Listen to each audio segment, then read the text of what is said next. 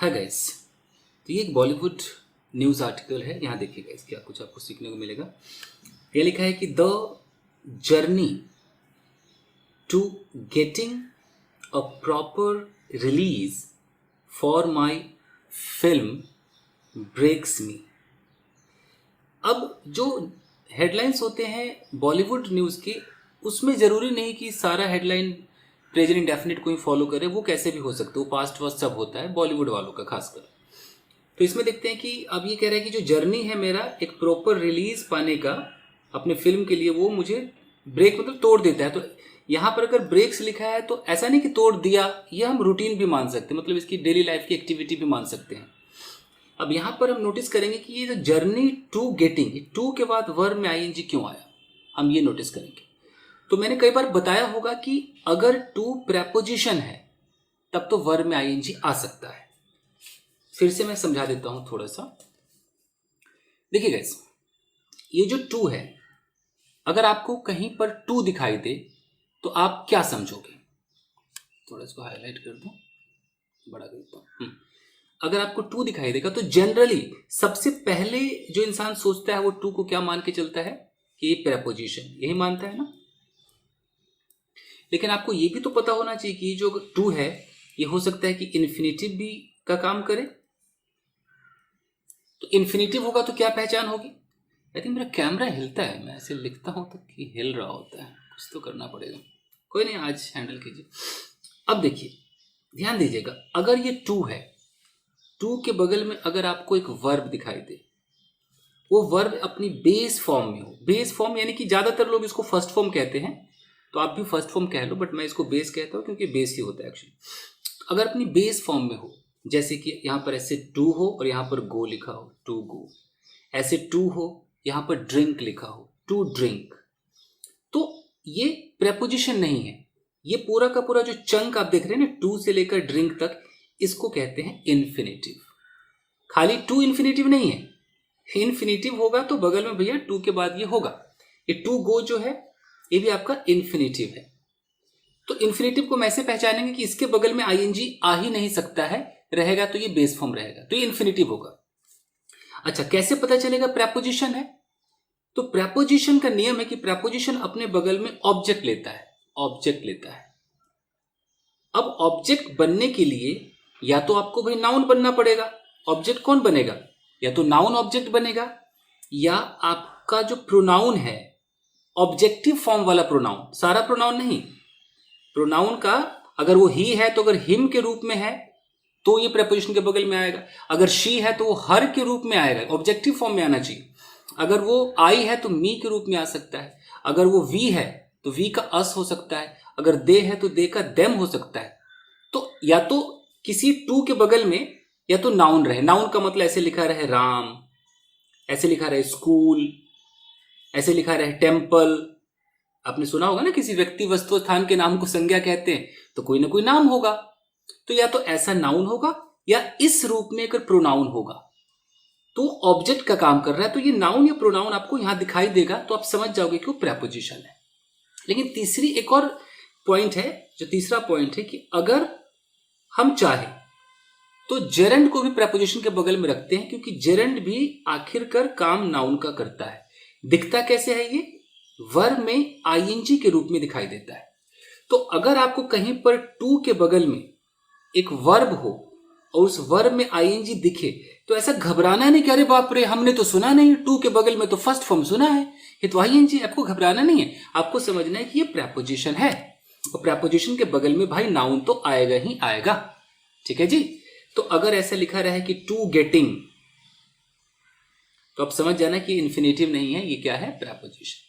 अब समझ रहे हैं? अब है कि भाई कैसे पता चलेगा ऐसे कौन से टू हैं जो अपने साथ आईएनजी लेते हैं। तो कुछ लिस्ट तो मुझे भी याद है, जैसे कि अगर मैं कहता हूं, एक वर्ड आता है कमिटेड। अगर कमिटेड के बगल में टू लगा है तो फिर ये अपने बगल में आईएनजी लेगा, वर्ब में आईएनजी लेगा। जैसे अगर मैं कहता हूं कि आई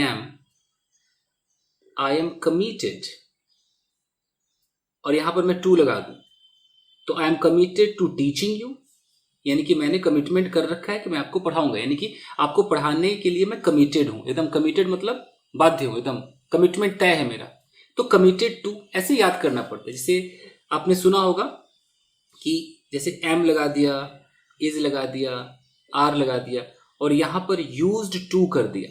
अब इस टू के बाद भी हमें आईएनजी वर्ब में लगा सकते हैं। जैसे कि मुझे आदत है चाय पीने की, तो मैं कैसे बोलूंगा, I am used to taking tea, तो आ गया ना ING, used to taking tea. तो ऐसे कई है। ऐसे एक वर्ड आता है रिजॉर्ट टू, रिजॉर्ट टू, इसके बाद भी वर्ब में आईएनजी आता है, यानी कि किसी चीज का सहारा ले लिया, एकदम उसी पर टिक गए। जैसे कि भाई वो प्यार में फेल हो गया तो उसने दारू पीने का सहारा ले लिया, मतलब उसी पे डिपेंड हो गया। तो मैं कह सकता हूं कि he resorted to drinking alcohol, ING लगा सकता हूं, ड्रिंकिंग एल्कोहल। तो ऐसे कुछ लिस्ट है। तो उसी तरीके से यहां पर जो आप ये देख रहे हो कि जर्नी टू, तो ये टू हमारा प्रेपोजिशन। तो इतना लंबा मैंने भाषण इसके लिए दिया है। क्लियर है? अब आगे देखते हैं। अब देखिए यहां पर लिखा है कि Manoj Vajpayee might be a name to reckon with today. अब यहां पर माइट बी का मतलब क्या है? इस माइट बी का मतलब है कि चांसेस हैं, मतलब कि शायद। तो मनोज वाजपेयी एक नाम हो सकता है टू रेकन विद। रेकन का मतलब होता है कि आप उसको मानते हो, मनोज वाजपेयी को आप एक नाम के रूप में जानते हो। It is considered to be, reckon का मतलब उसको मानना, कंसीडर करना, आई मतलब बिलीव करना। आई reckon that it is good, मैं मानता हूं कि सही है। तो उसी तरीके से कि मनोज वाजपेयी एक नाम हो सकता है जिसको लोग मानते हो कि हाँ भाई मनोज वाजपेयी है, रेकन विद टुडे, आज। बट मतलब आज अगर मनोज वाजपेयी का नाम जाना जाता है, माना जाता है, वो बात कही जा रही। बट जर्नी टू स्टारडम, यानी कि स्टारडम तक पहुंचने का जो जर्नी है, hasn't been won sans struggles for the actor. यानी कि हैजंट बीन वन सैंस का मतलब होता है विदाउट। ये आपके लिए शायद एक नया वर्ड हो सकता है, मैं आपको थोड़ा समझा देता हूं। सीखिए यहां पर देखिए, ये सैंस एक्चुअली एक प्रेपोजिशन होता है। आपने शायद पहले सुना नहीं सुना। इस प्रेपोजिशन का मतलब होता है विदाउट। थोड़ा सा स्लैंग में आता है, हाईफाई कॉन्वर्सेशन में यूज कर सकते हैं। जैसे मैं कहता हूं कि अगर मैंने यहां पर लिखा कि सैंस मेकअप, तो इसको यूं समझ लीजिए कि इसका मतलब है विदाउट मेकअप, मेकअप के बिना, without makeup. Oh I saw that girl sans makeup, उस लड़की को मैंने बिना मेकअप के देखा, ऐसा बोल सकते हैं। तो अगर मैं यहां पर लिखता हूं सैंस स्ट्रगल, तो इसका मतलब क्या माना जाएगा, विदाउट स्ट्रगल। तो मैं कह सकता हूं भाई you can not be an actor sans struggle, बिना स्ट्रगल के आप एक्टर नहीं बन सकते हो, तो अब देखिए, तो यहां पर लिखा है कि stardom hasn't been won sans struggles. तो उसका जो जर्नी टू स्टारडम है, हैजंट बीन, वो नहीं रहा है बिना स्ट्रगल के फॉर द एक्टर, उस एक्टर के लिए। अब यहां लिखा है कि if there is a challenge that he continues to tackle even today.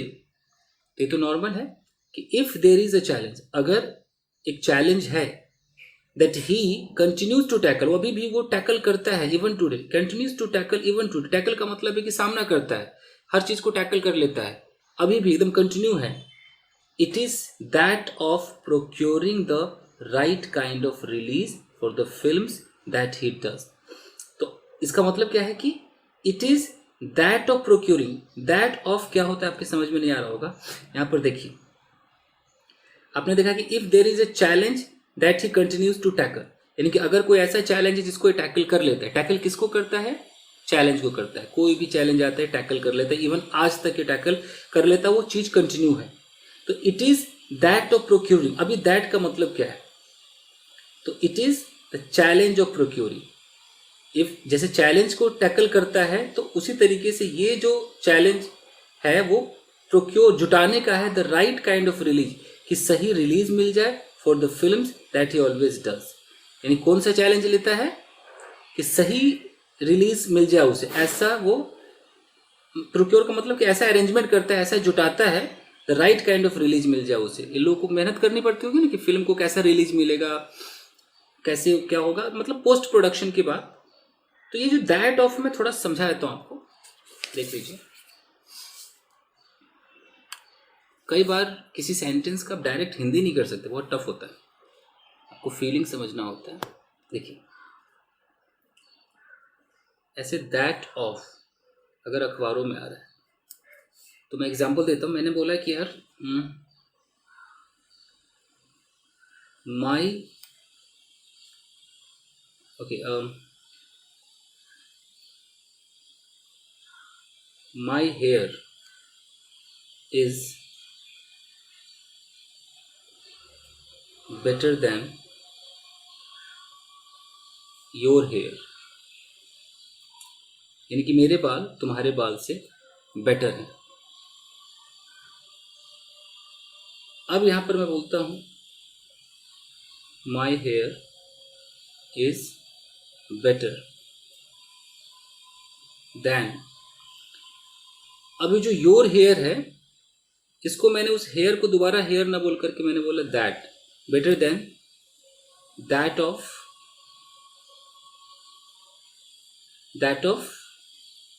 Yours, यानी कि इस दैट का मतलब है हेयर।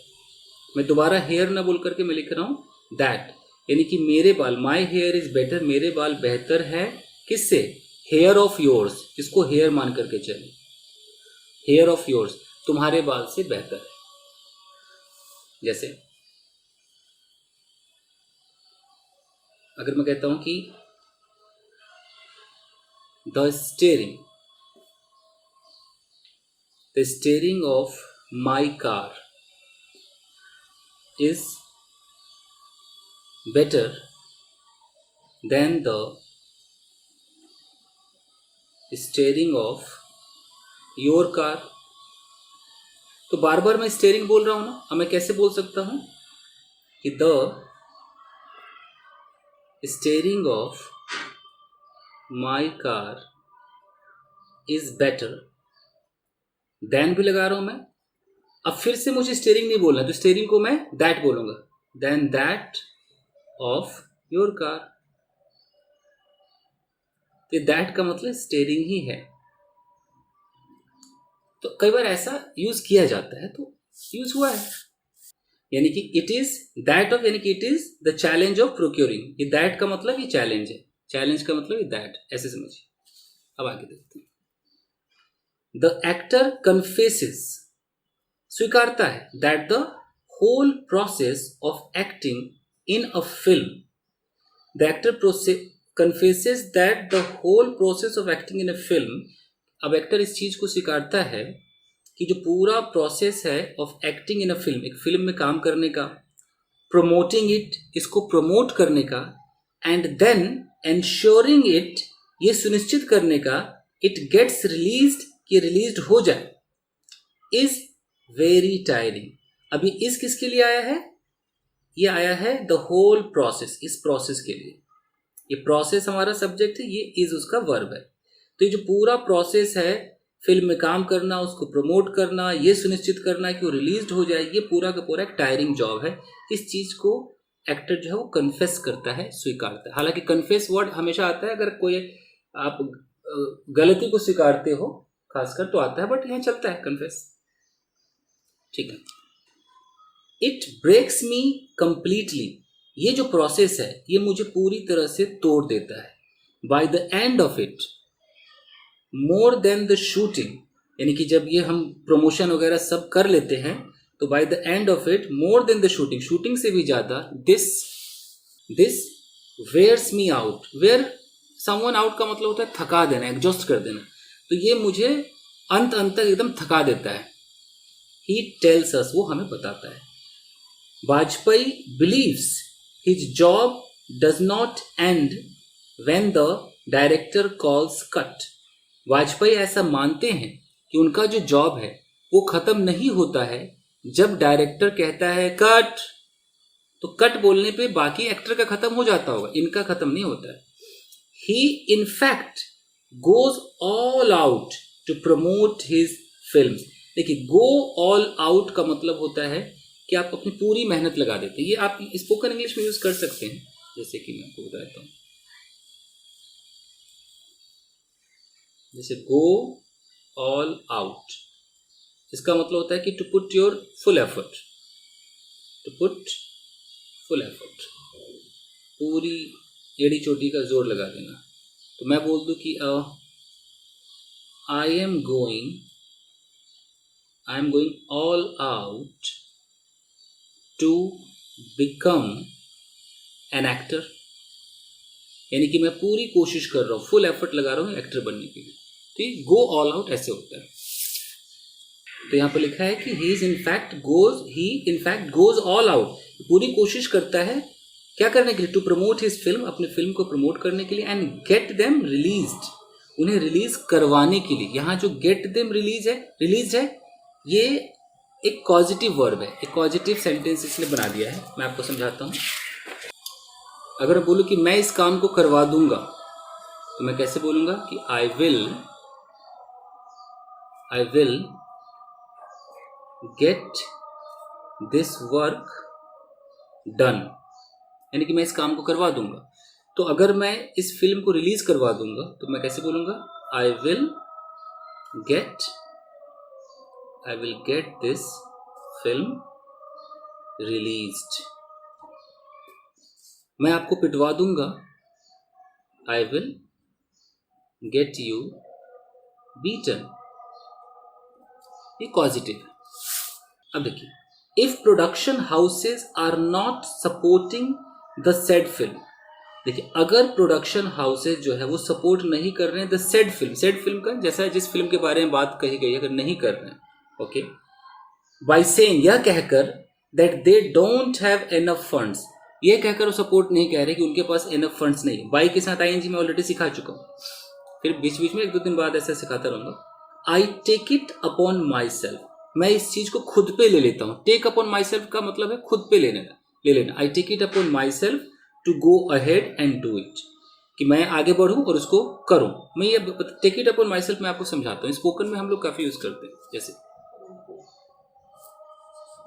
देखिए, टेक इट अपॉन, और यहाँ कोई भी सेल्फ हो, माई सेल्फ, योर सेल्फ, कोई भी सेल्फ हो, ये होता क्या है कि मतलब खुद जिम्मेदारी उठा लेना, टू टेक द रिस्पॉन्सिबिलिटी। आपसे कुछ किसी ने कुछ कहा नहीं, आपने खुद जिम्मेदारी उठा ली। जैसे आप बोलो कि I took it upon myself to make tea, यानी कि चाय बनाने की जिम्मेदारी मैंने खुद उठा ली। किसी ने भी नहीं कहा फैमिली में तुम चाय बनाओ, बट मैंने जिम्मेदारी उठा ली। तो इसका मतलब होता है कि खुद एक फैसला कर लेना, जिम्मेदारी ले लेना। ओके, मान लीजिए कि पैसों की प्रॉब्लम है और वो प्रोड्यूसर कुछ नहीं कर पा रहा है, तो ये खुद ले लेता है कि अच्छा मैं अपने सर पे ले लेता हूँ भाई। तो I take it upon myself to go ahead, मैं खुद ही फैसला ले लेता हूँ, जिम्मेदारी उठा लेता हूँ कि मैं आगे बढ़ूंगा और उसको कर दूंगा। समटाइम्स, कभी कभी, आई गो टू डिस्ट्रीब्यूटर्स, मैं डिस्ट्रीब्यूटर के पास जाता हूँ, टू ट्राई एंड अंडरस्टैंड, इस बात को समझने के लिए। अच्छा, ट्राई एंड अंडरस्टैंड पूरा एक जुमला है, आप ट्राई टू अंडरस्टैंड भी कह सकते हो, बट ये भी अच्छा चलता है कि please hey try and understand. तो मैं डिस्ट्रीब्यूटर के पास जाता हूं समझने के लिए द नंबर ऑफ स्क्रीन्स, कि कितने स्क्रीन्स की जरूरत है, नीडेड फॉर इट, यानी कि इस फिल्म के रिलीज के लिए कितनी स्क्रीन चाहिए, होता है ना 200 screen 300 screen. I speak to exhibitors, जो एग्जिबिट करते हैं उनसे मैं बात करता हूँ। अभी उनके टेक्निकल वर्ड्स है, मैं इसकी हिंदी क्या बताऊँ, उनसे बात करता हूँ to get the right shows, कि सही शोज हमें मिल जाए। It has been the battle of my working life, अब हैज बीन का मतलब है कि शुरू से रहा है, तो ये एक युद्ध रहा है, एक चुनौती रहा है मेरे वर्किंग लाइफ का, इतना सारा काम करना, इवन शूटिंग खत्म करने के बाद भी।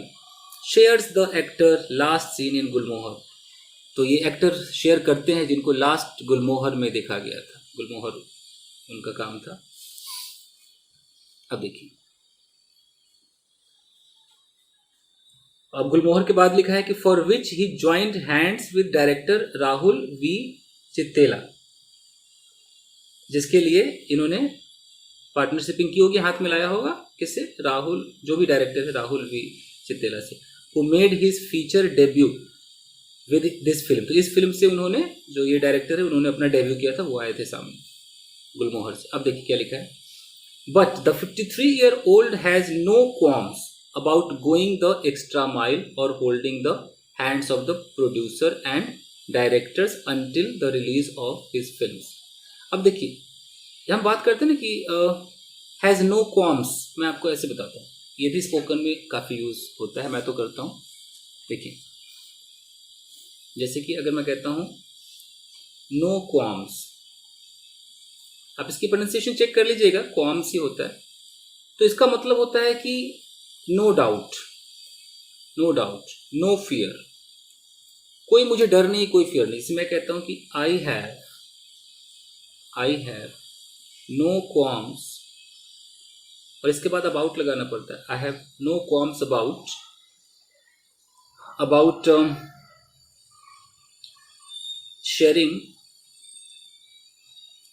sharing my feelings with him, यानी कि उसके साथ अगर मैं अपनी फीलिंग शेयर करता हूँ तो मुझे ऐसे कोई इसमें डर या कोई चिंता या डाउट मेरे को नहीं. I have no qualms. तो no qualms about doing anything मतलब कोई डर नहीं.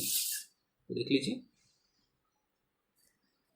तो फिर से देख लीजिए क्या लिखा है कि the 53-year-old has no qualms about लगा है, about going the extra mile. Go extra mile का मतलब होता है कि अपनी पूरी कोशिश करना, वही गो ऑल आउट वाला है कि एकदम एक्स्ट्रा माइल, जितना तय हुआ था उससे भी ज़्यादा मेहनत करना है, तो उसको कोई चिंता नहीं है. Until the release of film, वो कब तक वो मेहनत करेगा, जब तक फिल्म रिलीज ना हो जाए, फिल्म के रिलीज तक. आई डोंट क्विट ईजिली, बड़ी जल्दी से हार नहीं मानता हूँ, क्विट नहीं करता हूँ. Okay, when I have that kind of temperament, अगर इस तरह का मेरा माइंड सेट हो, I go till the last ball, यानी कि मैं एकदम अंत तक जाता हूँ. I try so that I can tell myself in the future. देखिए सो दैट का इस्तेमाल है, मैं बार बार नहीं सिखाना चाहता हूँ क्योंकि मैं कई बार सिखा चुका हूँ, तो आप लोग बोर हो जाओगे. तो आई ट्राई, मैं कोशिश करता हूँ ताकि I can tell myself, मैं खुद को बता सकूँ इन द फ्यूचर, भविष्य में, that I have done my best, कि मैंने अपना बेस्ट किया है. The rest is in God's hand, बाकी जो बचा हुआ है वो तो ऊपर वाले के हाथ में. It's the multiple national film award winning actor, यानी कि ये बातें कहते हैं जो कई नेशनल फिल्म अवार्ड जीत चुके हैं वो एक्टर कहते हैं. हु विल बी सीन, यहाँ पर फ्यूचर इंडेफिनिट का पैसिव है, और ये हु आपका रिलेटिव प्रोनाउन है, ये एडजेक्टिव क्लॉज बना रहा है कि जिन्हें देखा जाएगा. Scene next in the film Joram, इस फिल्म में देखा जाएगा. बिसाइड्स अदर प्रोजेक्ट्स, बिसाइड का मतलब अलावा, अदर प्रोजेक्ट के अलावा इस फिल्म में भी देखा जाएगा. ठीक है, अब यहाँ से ये सेक्शन देखते हैं. ये देखिए यहाँ पर लिखा हुआ है कि पिकिंग सब्जेक्ट्स, यानी कि सब्जेक्ट को चुनना. अब यहाँ पर दैट लगा हुआ है, ये दैट क्या है, आपका रिलेटिव प्रोनाउन है, और दैट के बगल में आर लगा है. आर क्यों लगा है, क्योंकि सब्जेक्ट्स यहाँ पर लिखा हुआ है, यहाँ पर एक से ज्यादा चीज के बारे में बात है, तो हमें दैट देखकर इज नहीं लगाना, हमें ये देखकर आर लगाना है. तो ऐसे सब्जेक्ट को चुनना that are not run of the mill. Run of the mill का मतलब होता है एकदम ऑर्डिनरी, ऐसे सब्जेक्ट जो साधारण ना हो. And sticking to his choice, और अपनी चॉइस पे डटे रहना. ये एडमिट्स को कहते हैं has taken a lot out of him. अभी हैज किसके लिए आया है, स्पीकिंग के लिए आया है. स्पीकिंग क्या हमारा जेरेंड है, तो स्पीकिंग के लिए हैज आया है. तो ऐसे सब्जेक्ट को चुनना, has taken a lot out of him. देख, take a lot out of him का मतलब है कि बहुत ज्यादा उनका, मतलब उनका मेहनत, पसीना, खून सब ले लेता है, इतनी मेहनत करना. अब देखिए, it has been a battle, यह एक युद्ध रहा है. लाइक अ लोन वॉरियर, एक ऐसा अकेला वॉरियर जो चल रहा है, मेहनत कर रहा है. You are just swinging your sword around, आप बस अपनी तलवार चारों तरफ घुमा रहे हो. I don't remember any task that felt easy, मुझे कुछ भी याद नहीं, कोई भी ऐसा काम याद नहीं है जो मुझे आसान लगा हो. वाजपेयी साइंस ऑफ, ये कहते वाजपेयी अपनी कॉन्वर्सेशन बंद करते हैं. तो गाइज ये बॉलीवुड न्यूज, ऐसे छोटे छोटे आप जब पढ़ेंगे आर्टिकल तो खुद ही समझ में आने लगेगा. तो चलिए आज के लिए इतना ही. अगर आप नए हैं, जुड़ना चाहते हैं तो चैनल को सब्सक्राइब करके जुड़ जाइए. पुराने हैं तो लाइक कीजिए और लगे रहिएगा. इस एक दिन आपको समझ में आ ही जाएगा. चलिए, थैंक यू गाइस.